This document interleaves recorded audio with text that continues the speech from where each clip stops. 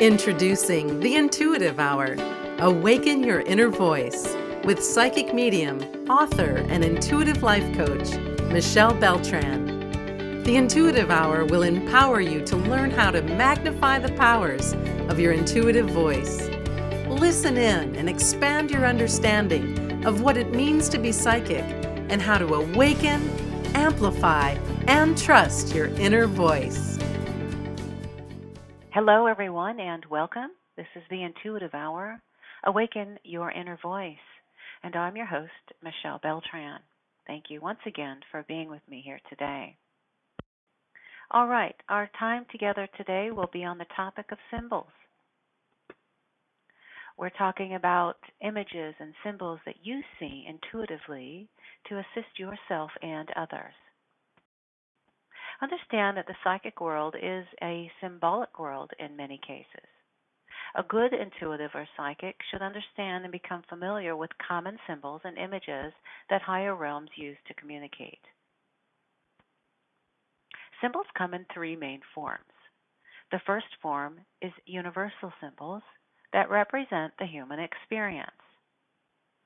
A good example is the sun, which can represent power, illumination, or male energy. Another example is the moon, which can represent intuition and feminine power. Intuitive and higher knowing information is often brought to us through the use of these universal symbols to communicate something. A second form of symbolic information is imagery relating to cultural things. For example, your spirit guides may communicate an image of them saluting. This is almost always a sign that someone was in the military. Another common cultural symbol is clothing that identifies a person or the time they lived or the culture they lived in. You may receive an image of a cowboy hat, a police whistle, or a priest's frock. These can all yield very important clues as to who is coming through. A third form of symbolic information is related to personal experience. This is the most intimate imagery you will encounter and also potentially the most valuable evidential symbolism. You may receive personal symbols or images that make little sense to you, but that's okay. Always say what you see and trust the first intuitive knowing that comes. If you're doing a reading on another person, communicate what you see and let the client tell you what that symbol is.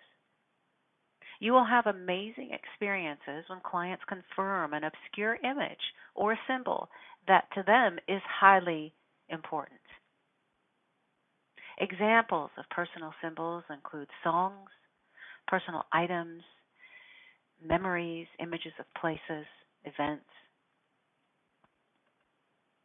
When you receive symbolic information, the most important thing is to communicate directly what you see without interpretation.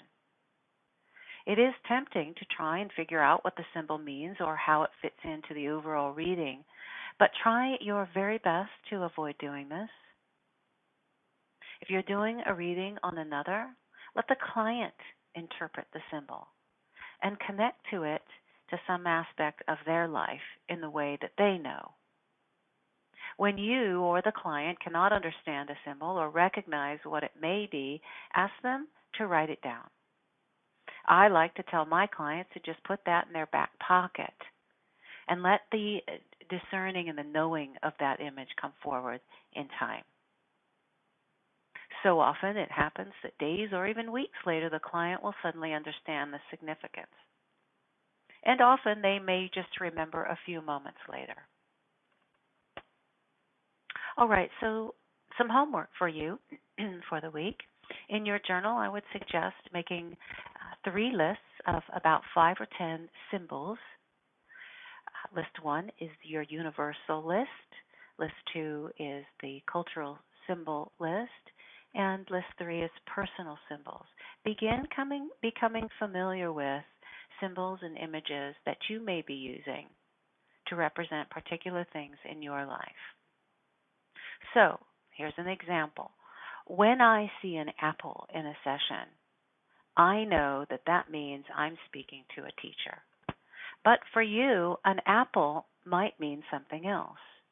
As you think about an apple, does that represent New York City? Does that represent Apple computers? And so are you perhaps speaking with someone who works in that industry? So your work this week is to create a list of all the symbols that come to you and begin to discern what their meaning is and is not.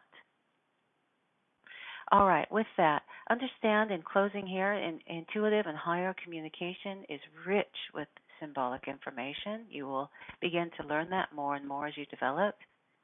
I recommend that you read as much as you can about the world of symbols and archetypes. Pick up an archetype book that you feel a pull to. Pick up a dream interpretation book that you feel a pull to, or websites. Begin researching and learning and delving and immersing yourself in symbolic and archetypal information. All right, everyone, we will call that an episode. Thank you for being with me here today. I look forward to seeing you again next week. Have a wonderful rest of your week. Thanks for listening to the Intuitive Hour. If you're inspired to take your intuitive development to the next step, be sure to enroll in Michelle's newly released Kickstart Your Intuition e-course at michellebeltran.com.